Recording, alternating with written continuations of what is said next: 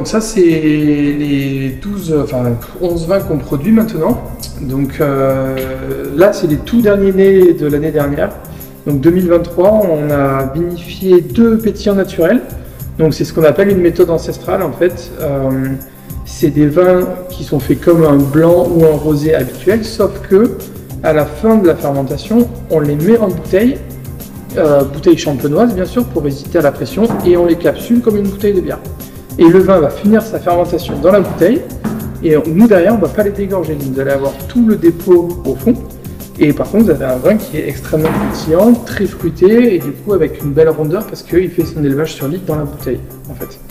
Et après on passe sur une gamme un peu plus classique, on a 2 vins blancs, donc en vin de France, un 100% Viognier qui est en vin de France parce qu'en fait en Saint-Chinian on n'a pas le droit de mettre plus de 10% de Viognier, donc plutôt que de faire de la paperasse avec les IGP, on a fait du vin de France, c'est petit blanc de copain pour l'apéro, voilà, on se pose pas trop de questions, c'est facile à boire, c'est sympa. Et un blanc vraiment plutôt de terroir avec assemblage Grenache blanc, Roussanne, Vermentino, cette fois-ci en appellation Saint-Chinian. Là, on est sur les vignes les plus hauts du domaine, donc sur un plateau au-dessus qui est à peu près à 400 mètres d'altitude. Donc le terroir le plus frais du domaine, beaucoup de fraîcheur, on va chercher la minéralité avec une belle complexité due à l'assemblage des 3 cépages. C'est un vin qu'on vendange la nuit à la machine pour justement le rentrer frais et directement le presser et le mettre au débourbage au froid sans jamais perdre d'oxyder les jus, et comme ça on préserve vraiment la qualité des... Ensuite on passe sur le rosé. Le rosé qui était un peu la marque de fabrique de ma mère à l'époque parce qu'elle a été une des pionnières dans le point à en faire. Donc là c'est toujours un assemblage de 90% de cinsault avec 10% de grenache. C'est 2023, donc c'est rosé frais d'apéro, voilà, il n'y a pas de... On n'est pas sur des rosés non plus d'assiette trop lourds, sans être non plus sur des choses, comment dire, trop légères. On est vraiment sur un bel équilibre. Moi, je le vinifie comme un blanc, donc l'intérêt c'est d'avoir quelque chose qui reste en bouche, qui est quand même fruité, mais pas non plus trop expressif et qui peut vite saturer le palais. Et enfin, le cœur de gamme, on va dire, c'est ce qu'on historiquement on sait faire dans la région, c'est quand même les vins rouges. Donc le tout premier, qui est finalement le cousin du rosé, parce que c'est un 100% cinsault.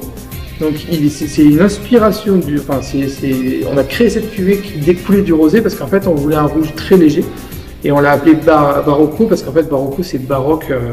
Et en 2012, quand on a créé cette cuvée, c'était pas très commun de faire des 100% cinsault. Aujourd'hui, c'est revenu beaucoup à la mode parce que c'est un cépage local, donc méditerranéen, qui résiste bien au réchauffement climatique et surtout qui fait des grosses baies avec beaucoup de jus, très peu de tanin et du coup qui permet de faire des rouges sur le fruit sans une concentration alcoolique trop forte. Donc on est vraiment sur le rouge plutôt facile d'apéro, qu'on pourrait qualifier vin d'été. Là, on rentre dans le vif du sujet avec le Caudomato. Ça, c'est vraiment l'assemblage classique de Saint-Chinian. Donc, Carignan, Grenache, Syrah. C'est les vignes qui sont assez âgées, puisque les Carignans les plus jeunes ont à peu près 70 ans, et vous allez voir après, les plus vieilles sont plus que centenaires. Donc là, c'est vraiment mon cœur de gamme. C'est le Saint-Chinian classique dans l'assemblage, un peu plus moderne, vraiment sur la fraîcheur. On est allé chercher l'équilibre tanin-fruit, donc un vin qui est passe-partout, j'ai envie de dire, mais dans le bon sens du terme.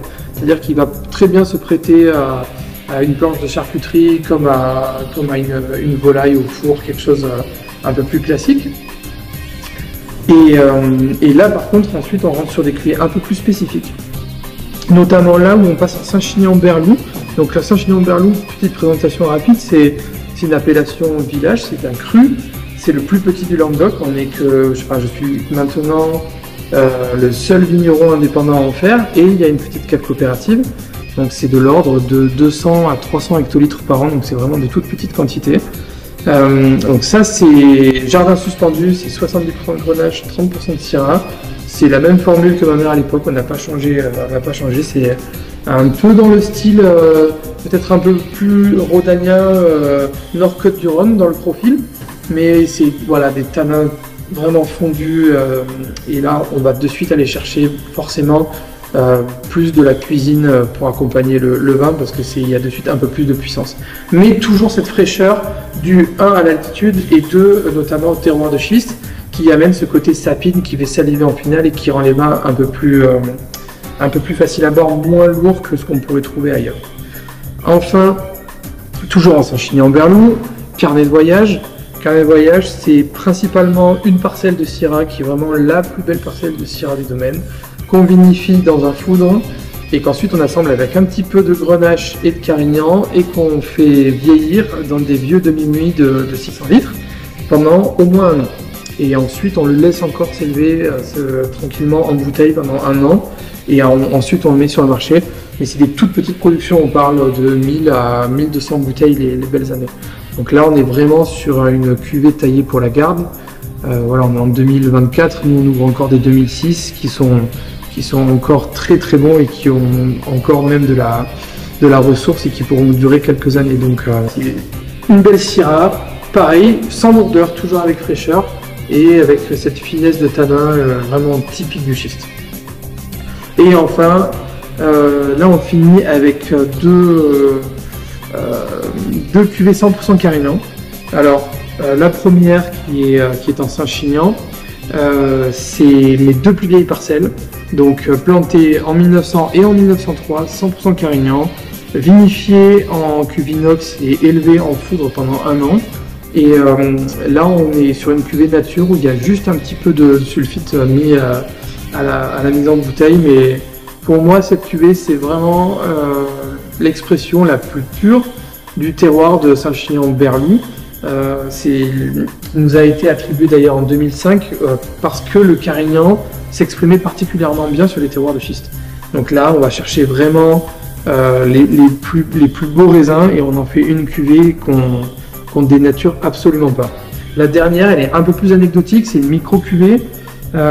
C'est toujours du Carignan en monocépage, en vin de France ce coup-ci.